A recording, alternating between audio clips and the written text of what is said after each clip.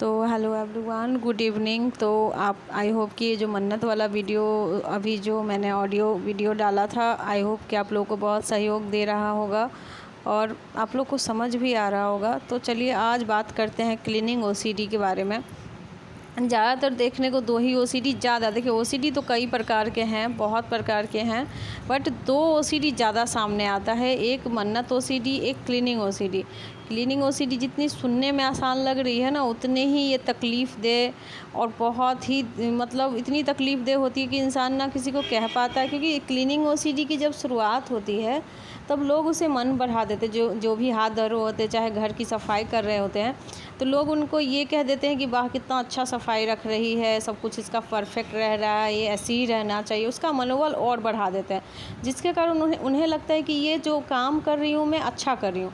वो अच्छा के चक्कर में इतना ज़्यादा कभी कभार उनको हो जाता है, जैसे कि हाथ धोना बहुत ज़्यादा हो जाता है, किसी सामान को परफेक्ट एकदम जगह पे रहना चाहिए, इधर का उधर नहीं होना चाहिए, एक दिन पर धूल मिट्टी साफ़ करते रहना, घर की पूरी सफाई कर देना, मतलब उनकी तबीयत तक ख़राब हो जाती है। पर उनकी सफाई की लत जो है धीरे धीरे बढ़ती चली जाती है। तो इसमें आते कौन से पॉइंट सब है क्लीनिंग ओसीडी में? शुरुआत जो होती है वो या तो बाथरूम टॉयलेट का डर बता सकते हैं, या तो गंदगी जैसे धूल मिट्टी हुई उसका हुआ, और एक होता है जैसे जर्म्स फैल जाएंगे, किसी कोई टच कर देगा तो जर्म्स फैल जाएंगे।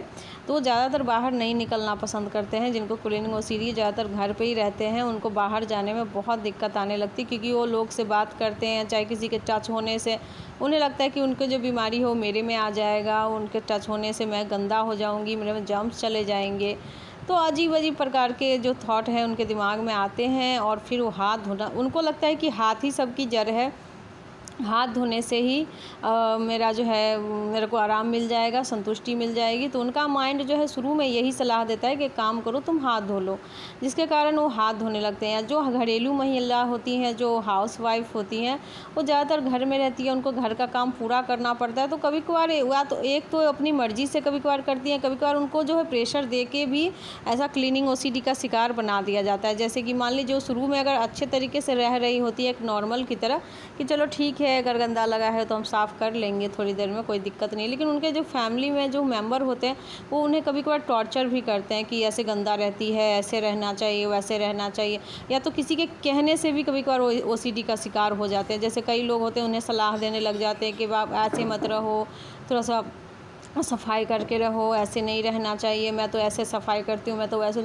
तो उनकी बातें वो इतना ज़्यादा दिमाग पे ले लेते हैं कि अपने पे लागू करने लगते हैं। और फिर धीरे धीरे अब तो जो कहे थे वो तो अपना काम में बिजी हो गए, अब ये इनकी परेशानी बढ़ गई।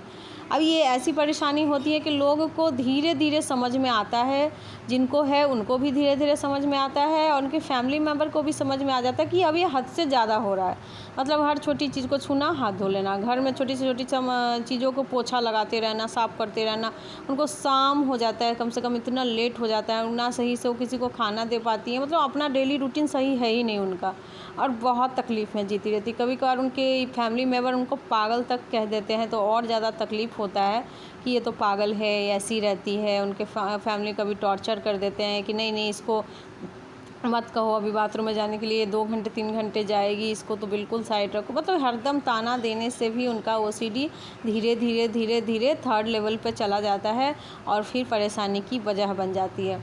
तो मेरा इस वीडियो के माध्यम से आप लोग को यही कहना है कि जो भी महिलाएं, चाहे जो भी जेंट्स हैं, उनको समय पे अगर पता लग गया कि नहीं भाई अब ये मजबूरी में हो रहा है, अब हम अपनी इच्छा से नहीं कर रहे हैं, मतलब अब हमें मजबूरी में मेरा माइंड कराया जा रहा है, तो इसे अब रोकना ज़रूरी है। तो जितनी जल्दी हो सके इसे रोकने का तरीका सीखें। अगर आपको लगता है कि मेडिसिन लेके सही हो जाएंगे, देखिए मेडिसिन से वैसे कुछ राहत मिलता नहीं है, लेकिन हाँ अगर आपका मर्जी, मैं कुछ नहीं कह सकती, तो थोड़ा बहुत मेडिसिन का सहारा लें, लेकिन थेरेपी ज़रूर स्टार्ट करें, काउंसलिंग थेरेपी में, क्योंकि उनमें सिखाया जाता है कि जैसे आप थॉट को रोको, कंपल्सन करने का जो आपका तरीका होता है, जो हाथ धो ही लो, ये तरीका सिखाया जाता है।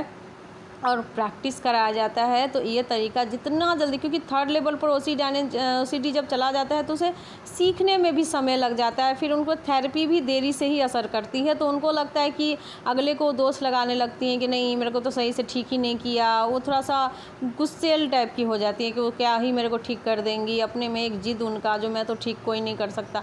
लेकिन देखिए थोड़ा सा समय देना पड़ेगा, आपको ये मानना पड़ेगा कि मेरा काफ़ी पुराना लत है, आदत हो गया है, तो इसको थोड़ा सा समय देना पड़ेगा। धीरे धीरे धीरे 1 महीना 2 महीना समय दीजिएगा, फिर आपको समझ में आ जाएगा, फिर आपका माइंड सेट हो जाएगा, फिर धीरे धीरे आपका रूटीन चेंज हो जाएगा, आप कंपल्सन थोड़ा कम करेंगे। तो आई होप कि मेरी बातें आपको समझ में आई होंगी। तब तक के लिए अपना ख्याल रखिएगा। Take care, bye bye.